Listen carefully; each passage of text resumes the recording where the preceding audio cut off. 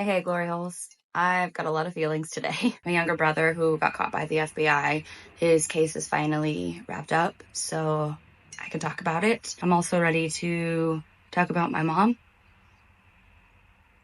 This is all part of my healing process. This all ties into everything, so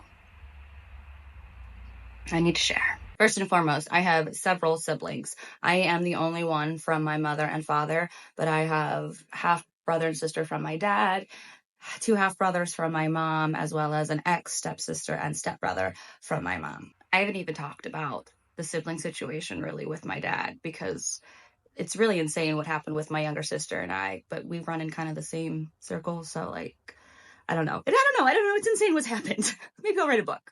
My youngest sibling, who I am almost 11 years older than, has not had a very easy life. He was conceived during his parents' separation, and then they divorced when he was a year old. He was emotionally abandoned and neglected by his parents.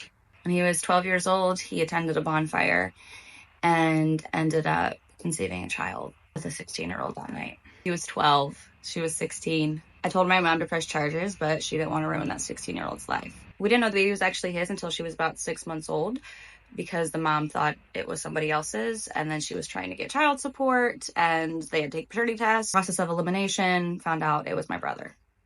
When my niece was 9 months old, her mother and grandmother, who was actually her legal guardian, got into some trouble, so my family have had custody of her since she was 9 months old. When my brother was 18, my ex-stepfather pushed custody onto him.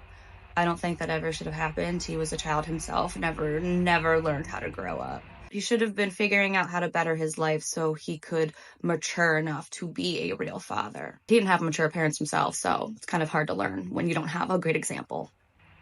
There's so much to process. This brings us to the summer of 2022, the same summer that my husband and I were hit by a lawsuit with our former neighbors. My brother, his daughter, and his girlfriend all lived with my mom. My son and my niece are the same age, and they were on the phone. All of a sudden, he came running to me and said, "Mom, there's a bunch of cops at Grandma's house. I don't know what's happening." It was chaos. I tried to call my mom, can't get a hold of her, trying to text her, "Is everything okay?" And she said no. My brother, who's 21 at the time, was on the app Whisper and was communicating with a 14-year-old girl. Come to find out, that 14-year-old was an undercover FBI agent. This literally happens at the same time our neighbors are suing us. My first instinct was, oh my God, has my brother ever touched my children? Even though I love my brother and I never would have expected him to do anything to my children, his own daughter, you don't know. You don't know. I was sexually abused by my older brother from my dad's side as a child, and that was not handled appropriately to help me through that trauma. So that definitely triggered some things in me. But the other thing that was extremely difficult was my mom siding with his behavior and making excuses for it. The thing that she said stands out the most was, I saw a picture of the girl. She didn't look like a 14-year-old. My daughter is not even 13 yet.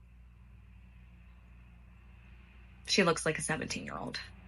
So that didn't sit well with me. So the FBI showed up to my mom's house because they had my brother's information, and they were there to get all of the electronics and see what was happening. He never actually got arrested. It was weird. But he had to leave the home. Kyle and I had to undergo background tests and stuff and become secondary caregivers for my niece in order to let her stay with my mom. As long as my brother was gone, like, we had to be trusted people. My brother's been on house arrest pending his trial, and my mom underwent everything she needed to do to get full custody of my niece. It's a big eye-opener to co-parent with your mother, especially when you had your own feelings about your childhood, but you were told that you were wrong, and gaslit your whole life about your memories and your feelings. And then as your children have grown and you're realizing there's just some stuff that your own mother did that you would never do to your own children, and experiences that your own mother put you through that you would never put your own children through, you butt heads. My niece is safe with my mom. She is very happy with my mom. But I no longer can accept my mom's behavior. My brother was going to go to trial and try to fight it, but if he was found guilty, he would face 20 years minimum in prison. So he was offered a plea deal of 5 years, which he took, and he started his sentence this past Thursday. I'm struggling to understand how I feel about it. I had to look out for him a lot, but I was so stuck in my own survival mode my entire childhood, trying to escape and create something better for myself. And even though I tried the best I could to help him, you make your own path. It's strange how these things started at the same time and now we're ending at the same time. Lawsuit's dismissed, we move, my brother takes his plea, I cut my mom off. We're ready to start new. So I've been processing this lately. This wasn't easy to make. I know there's gonna be a lot of people who are like, there she goes, airing her dirty laundry again. But I'm not a little girl anymore. I'm allowed to talk. I'm allowed to expose things for what they are. You may not have been ready to become a parent when you did, but once you bring a child into this world, it is your job to protect them, to look out for them, to make them feel safe and unafraid.